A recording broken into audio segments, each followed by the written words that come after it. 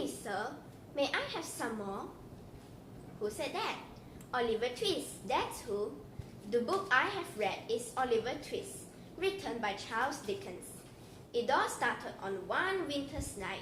A pregnant woman scurried through deserted streets barefoot, hoping to find anyone willing to take her in. She gave birth to a baby boy. Then she died quietly in the workhouse. Oliver grew up in the workhouse, where he worked and lived his childhood.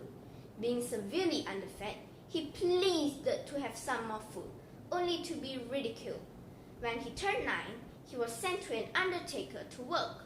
There he suffered many hardships. One lonely night, he left for London. In London, he met a charismatic boy who thanked him for inadvertently covering his act to pick a man's pockets. He was the artful dodger from a gang of pickpockets led by Fagin. Fagin took Oliver in for stealing things.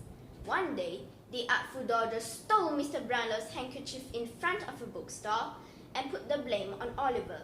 Oliver was then taken to court. Luckily, the book vendor saw the incident and believed in Oliver's innocence.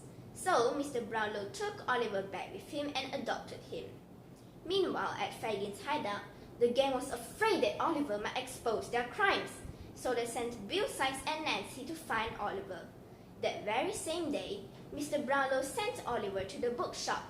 On his way there, Oliver bumped into Nancy and Bill Sikes, who kidnapped him back to Fagin's hideout. Fagin was plotting to rob a rich man's house, a task he saw fit for young Oliver. Bill Sikes took Oliver to the rich man's house and hauled him over the window. Oliver was an innocent and kind soul, so he shouted to alarm the family of the thief. The family awoke and shook Oliver in a panic. Filled with rage that the robbery failed, Bill Sikes left Oliver to die at the ditch. At the pub emerged Mr. Monks, a stepbrother of Oliver. He wanted Oliver dead so that he could take Oliver's share of their father's inheritance. He offered a hefty sum to Fagin and Bill if they could kill Oliver. Believing Oliver had died, Bill and Fagin happily accepted. Unfortunately, Mr. Monks was not one to trust easily. He followed Bill to the ditch where he had left Oliver, only to find no one there. Now all three of them were in a frenzy to track Oliver down. It turned out that Nancy had found Oliver in the ditch and decided to nurse him back to health in secret. She now despised all that Fagin and Bill had done to Oliver. Nancy was actually kind, compassionate, and loving, and she was determined to protect Oliver at all costs. She did not have money to get a doctor, so she decided to borrow from Fagin, using the excuse that Bill was sick. She did not know that Bill was actually hiding at Fagin's place at that time, so Fagin saw through her lie immediately. In the meantime, Mr. Brownlow found Nancy's place and had his doctor treat Oliver.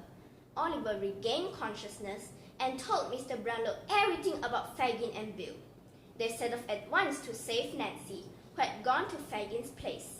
Bill was furious that he was betrayed by Nancy, so he was determined not to let Nancy leave her room alive.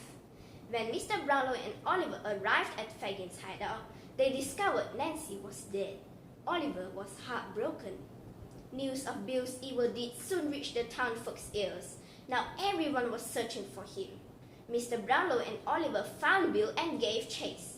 In the ensuing chaos, Bill tripped and fell from a balcony to his demise.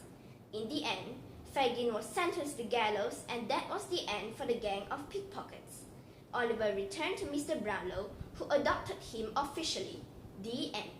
The moral value of this book is that we must be brave no matter the circumstance, exemplified by Mr. Brownlow and Nancy. In my opinion, this book lets us know that child labor was rampant in the 19th century England.